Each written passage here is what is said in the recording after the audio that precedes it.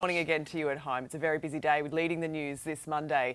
One of Australia's biggest party precincts on the Gold Coast has been rocked by an underground explosion, leaving a woman in hospital and roads closed. Let's go live to Andrea Carruthers at Surfers Paradise. Andrea, what's happened here?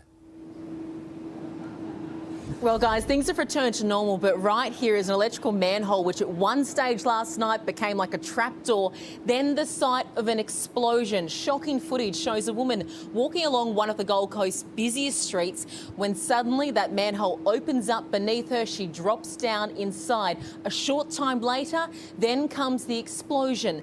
Thankfully, by this stage, she had been pulled out to be treated by emergency services. Police, they shut down multiple streets in this area while they investigate. This sends the glitter strip into absolute chaos. Andrea Carruthers there on the Gold Coast. Thank you. There were celebrations back home in Australia with hundreds taking to the streets of southwestern Sydney. Some on horseback in Chullora, Lakemba and Greenacre letting off fireworks and doing burnouts, joining a chorus of millions of revellers worldwide.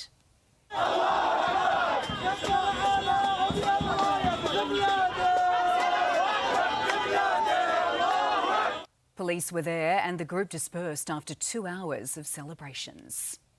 State and federal police are expected to meet today after the Prime Minister called the anti-Semitic firebombing in Melbourne an act of terror. The announcement coming days after the attack and criticism from politicians, including Israel's leader Benjamin Netanyahu.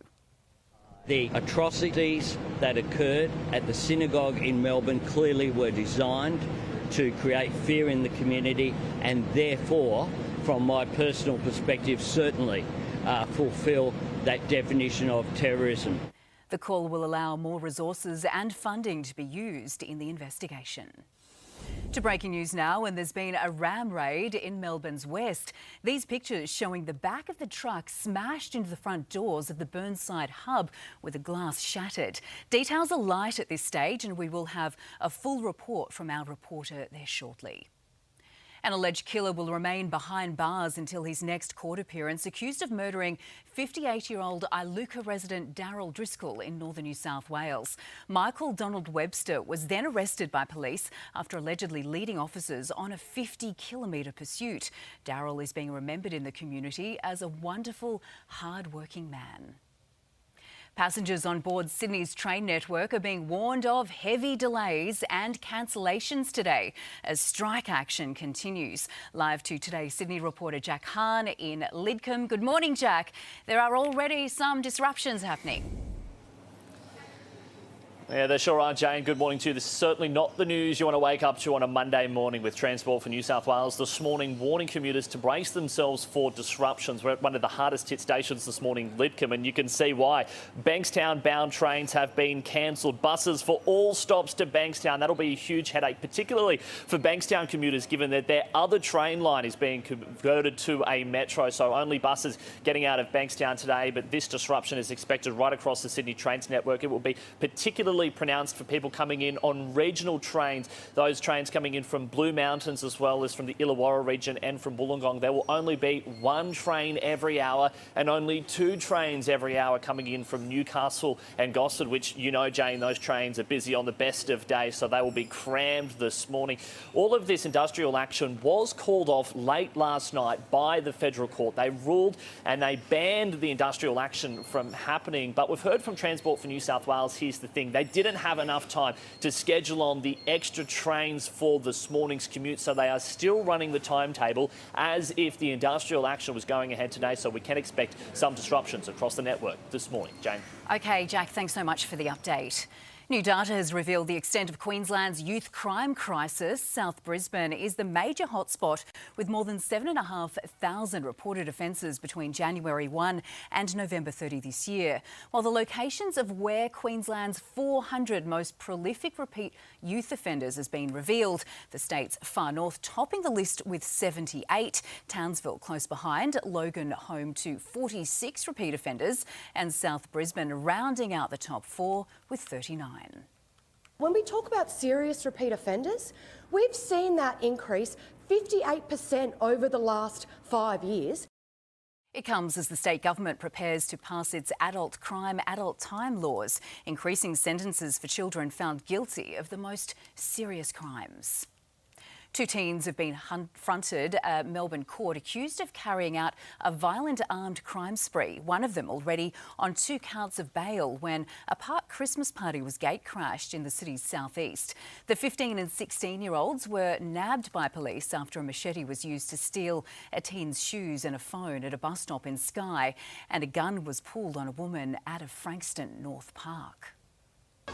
Call the police now! Call the police! Our kids started crying, like all of the kids, and it was so traumatizing. We saw him with the black ski mask say that he wanted to kill our party.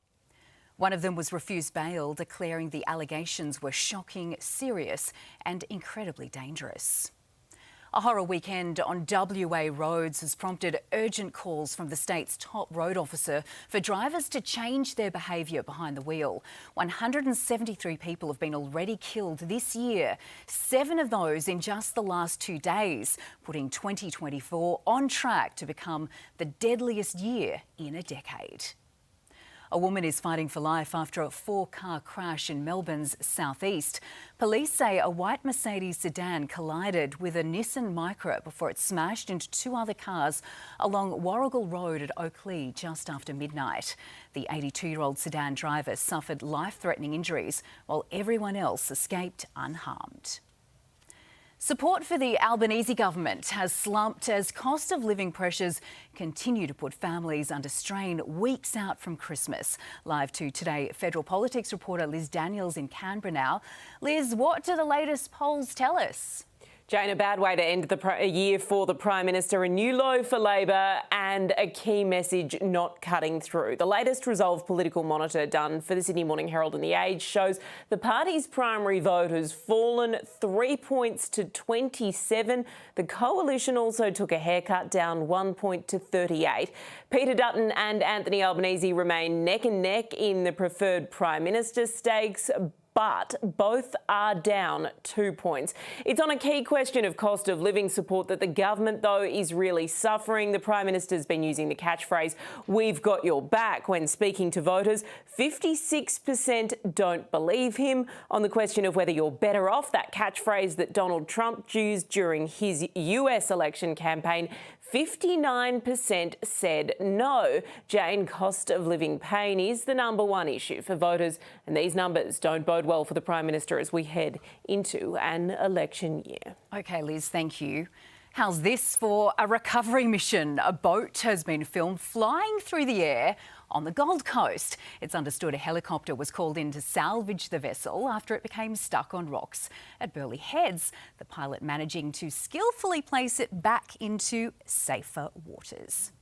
Well, who needs a trailer and a boat ramp when you have a chopper, right? Only on the Gold Coast. You just got to do it the easy way. Exactly. Might just need a bigger chopper. I mean, I'm glad they're safe, but I mean, when you put it like that, it feels pretty bougie. It does. It really is, but it's very Gold Coast, right? Very lucky. Very GC, Jane. That's how we do things in Queensland. Just go large or go home.